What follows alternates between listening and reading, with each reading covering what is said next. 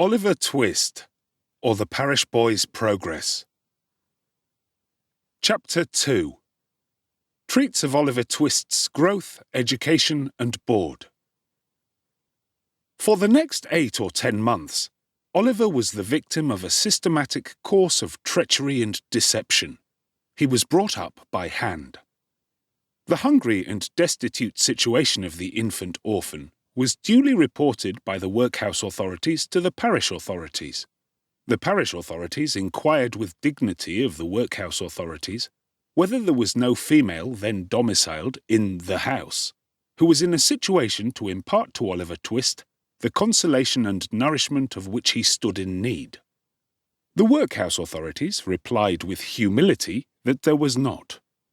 Upon this, the parish authorities magnanimously and humanely resolved that Oliver should be farmed, or in other words, that he should be dispatched to a branch workhouse some 3 miles off, where 20 or 30 other juvenile offenders against the poor laws rolled about the floor all day without the inconvenience of too much food or too much clothing, under the parental superintendence of an elderly female, who received the culprits at and for the consideration of 7d halfpenny per small head per week. 7d halfpenny's worth per week is a good round diet for a child.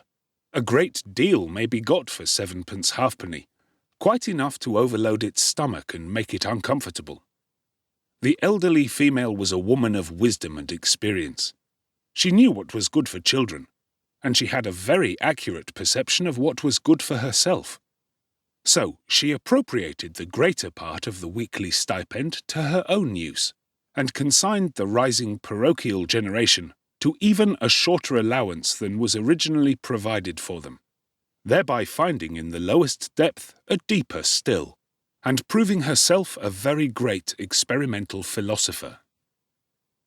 Everybody knows the story of another experimental philosopher who had a great theory about a horse being able to live without eating, and who demonstrated it so well that he had got his own horse down to a straw a day, and would unquestionably have rendered him a very spirited and rampacious animal on nothing at all, if he had not died 24 hours before he was to have had his first comfortable bait of air. Unfortunately for the experimental philosophy of the female to whose protecting care Oliver Twist was delivered over, a similar result usually attended the operation of her system.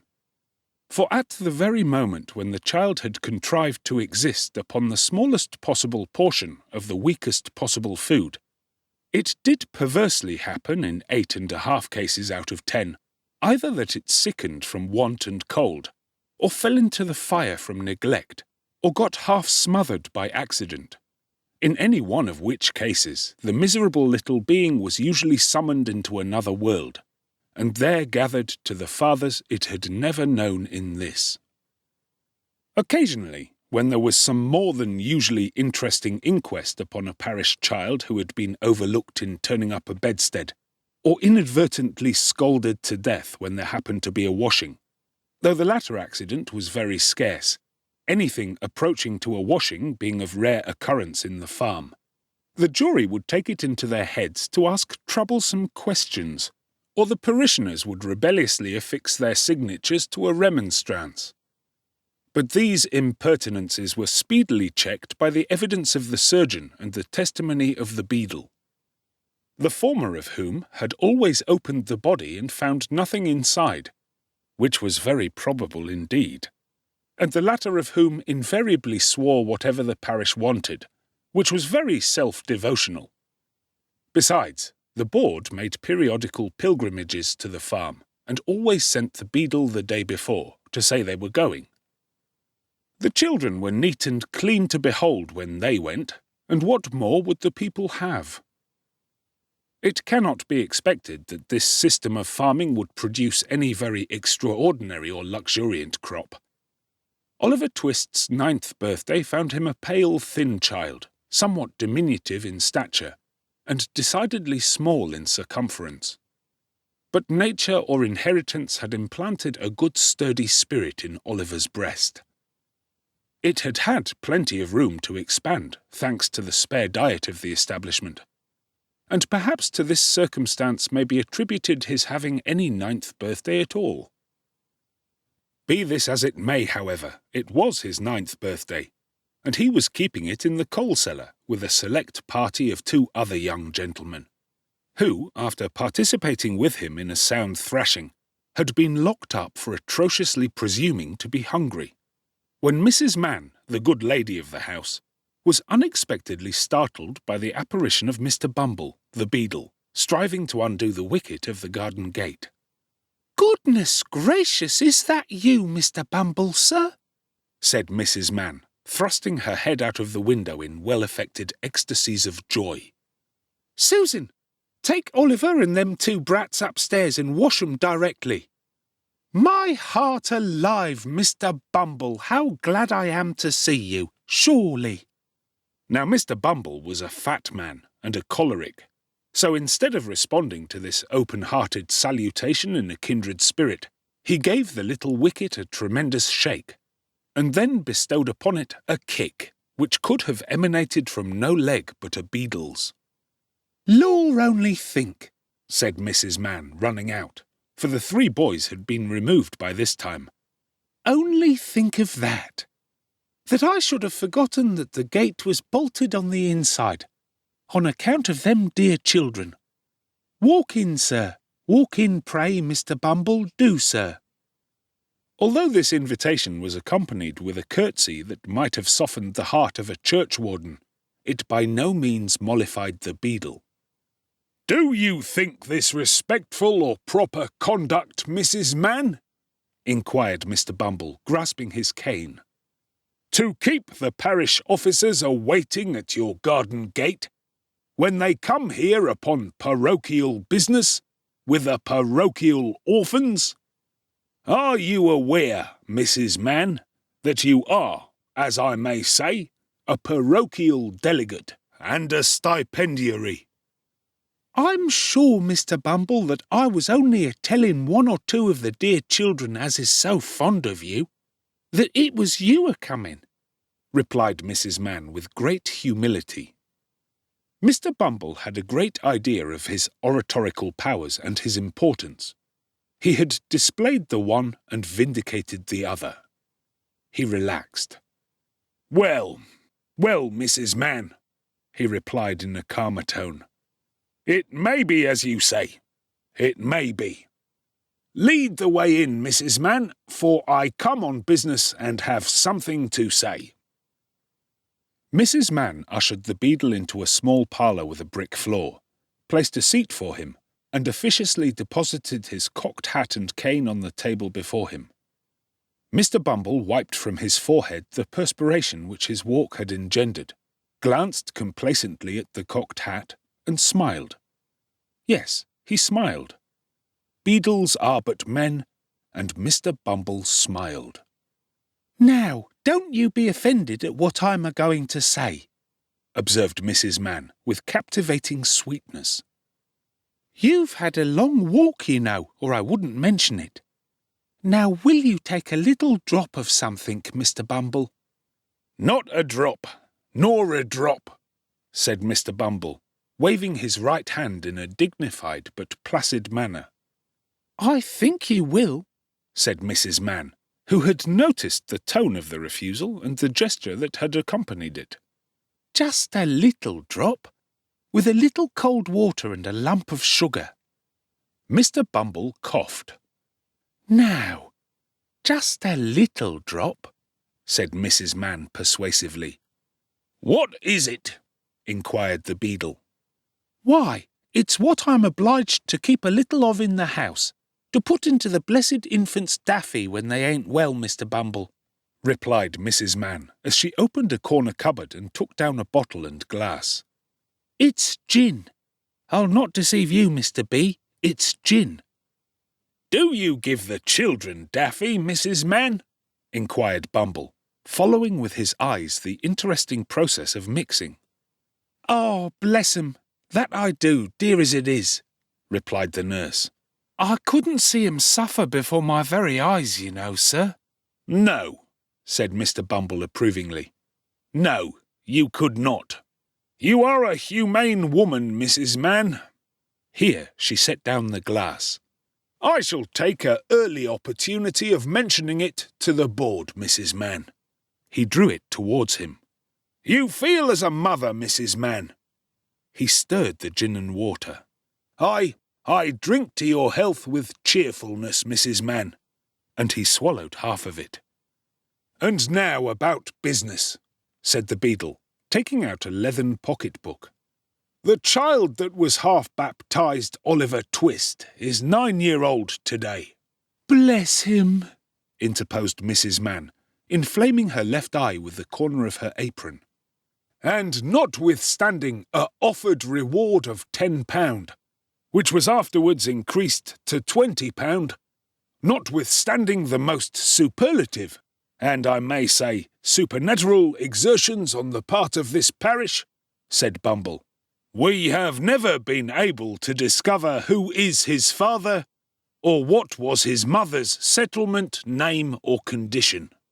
Mrs. Mann raised her hands in astonishment, but added, after a moment's reflection, How comes he to have any name at all, then?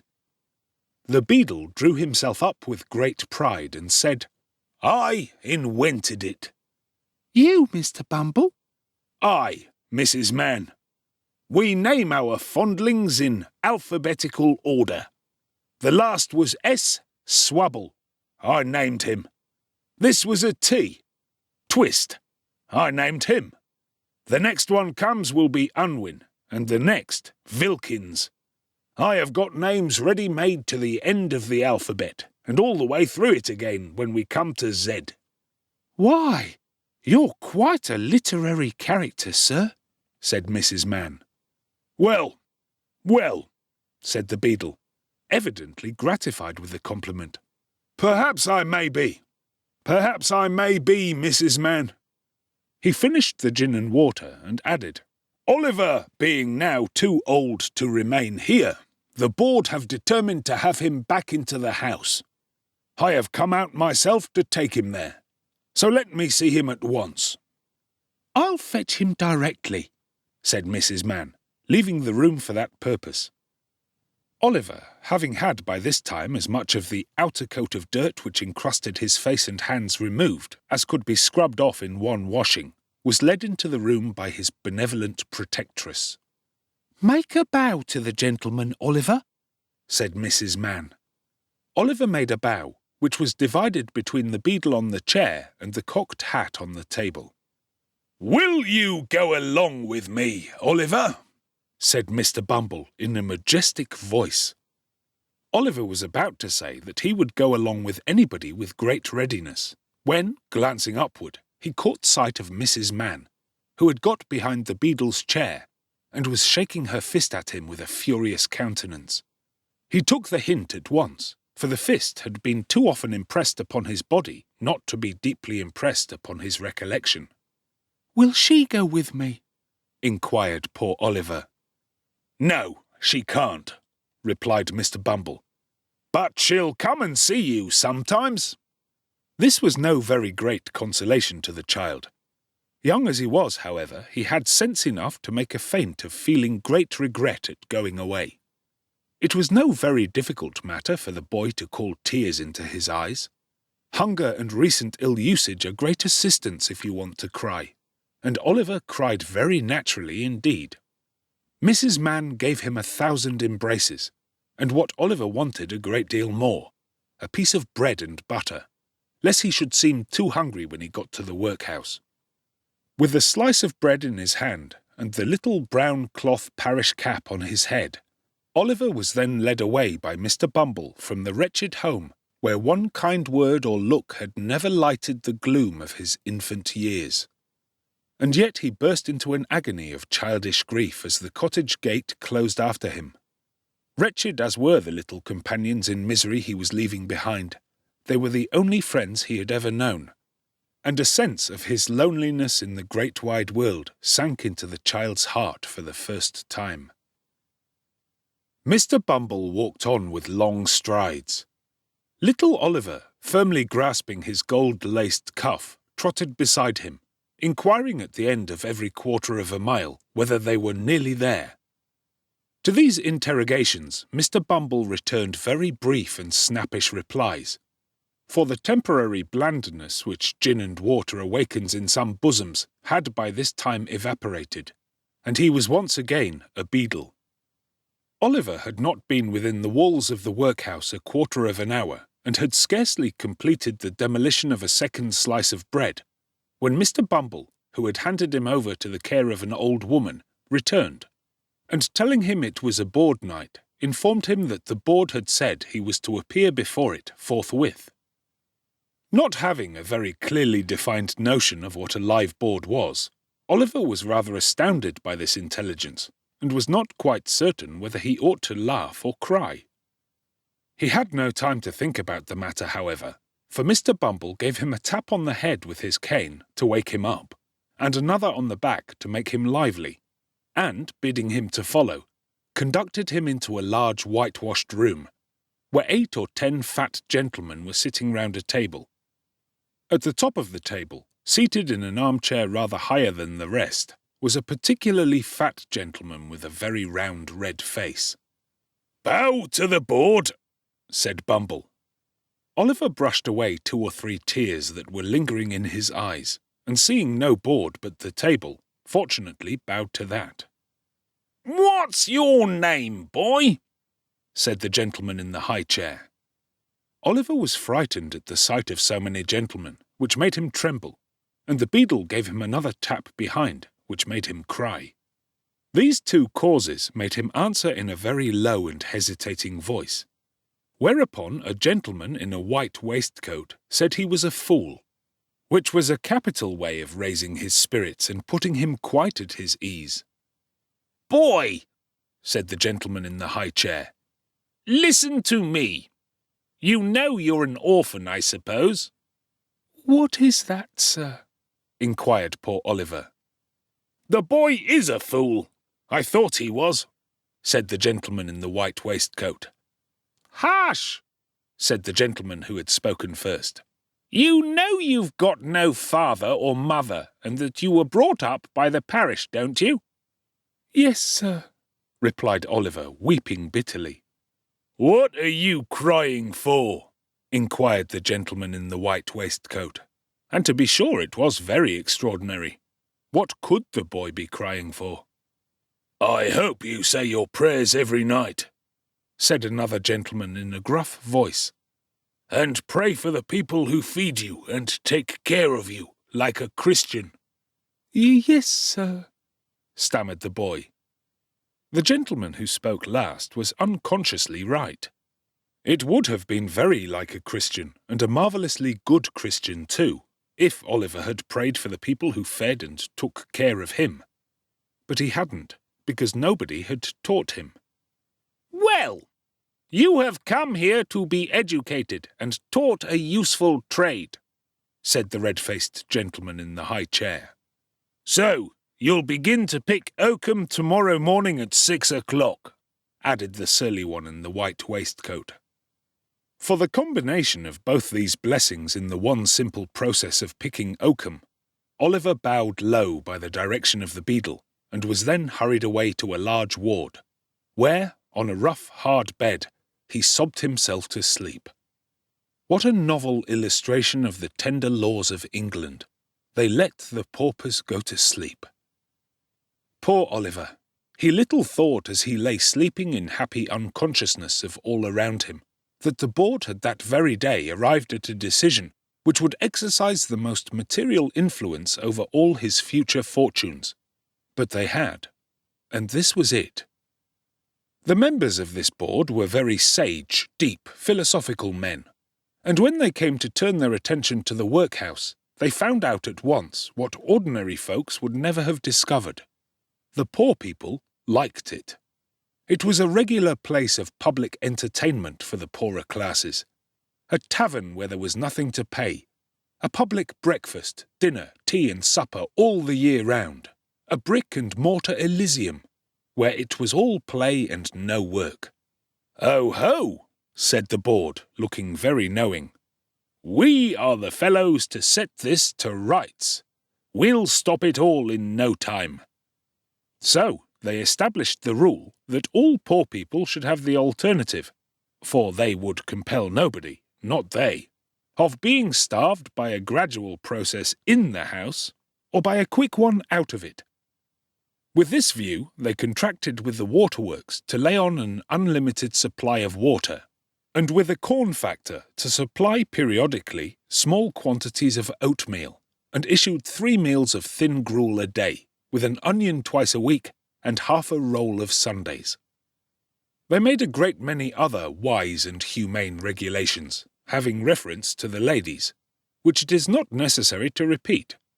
Kindly undertook to divorce poor married people, in consequence of the great expense of a suit in Doctors' Commons, and, instead of compelling a man to support his family, as they had theretofore done, took his family away from him and made him a bachelor.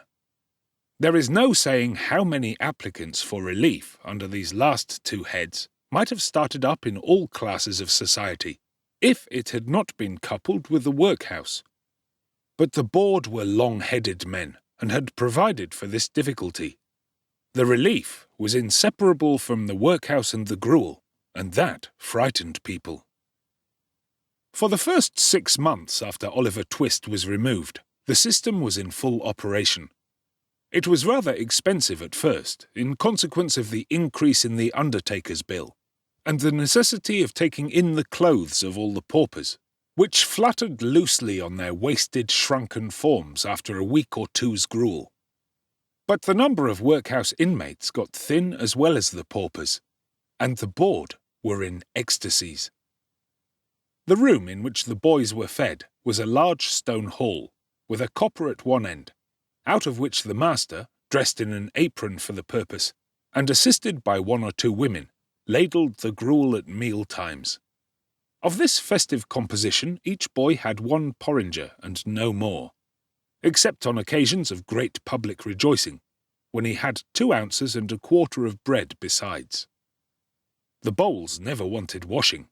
The boys polished them with their spoons till they shone again, and when they had performed this operation, which never took very long, the spoons being nearly as large as the bowls, they would sit staring at the copper with such eager eyes, as if they could have devoured the very bricks of which it was composed, employing themselves meanwhile in sucking their fingers most assiduously, with the view of catching up any stray splashes of gruel that might have been cast thereon.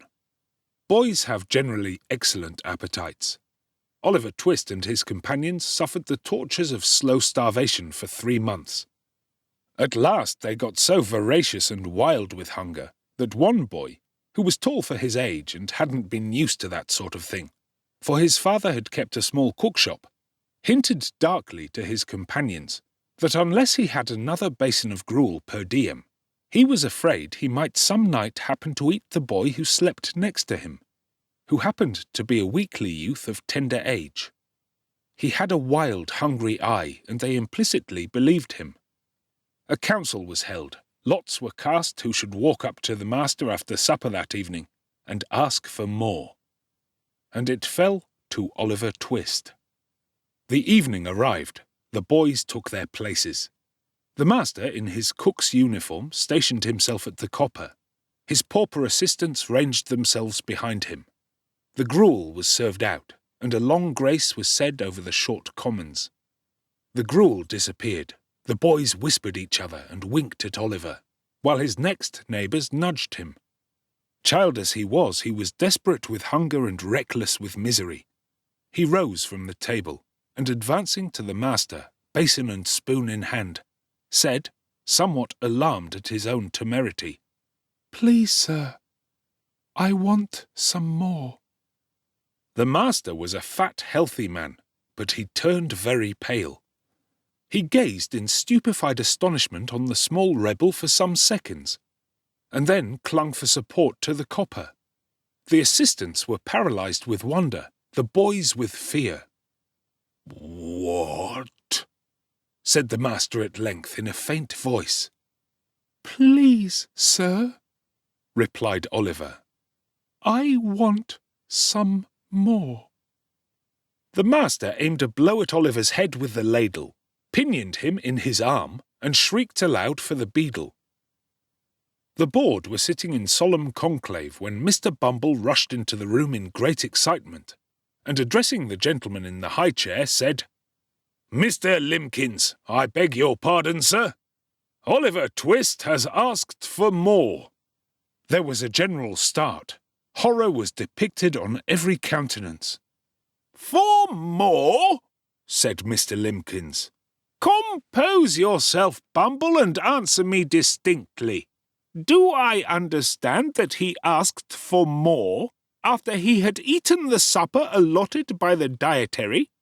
"He did, sir," replied Bumble. "That boy will be hung," said the gentleman in the white waistcoat. "I know that boy will be hung." Nobody controverted the prophetic gentleman's opinion. An animated discussion took place. Oliver was ordered into instant confinement, and a bill was next morning pasted on the outside of the gate, offering a reward of £5 to anybody who would take Oliver Twist off the hands of the parish. In other words, £5 and Oliver Twist were offered to any man or woman who wanted an apprentice to any trade, business, or calling. "I never was more convinced of anything in my life," said the gentleman in the white waistcoat as he knocked at the gate and read the bill the next morning. "I never was more convinced of anything in my life than I am that that boy will come to be hung." As I purpose to show in the sequel whether the white waistcoated gentleman was right or not, I should perhaps mar the interest of this narrative, supposing it to possess any at all, if I ventured to hint just yet whether the life of Oliver Twist had this violent termination or no.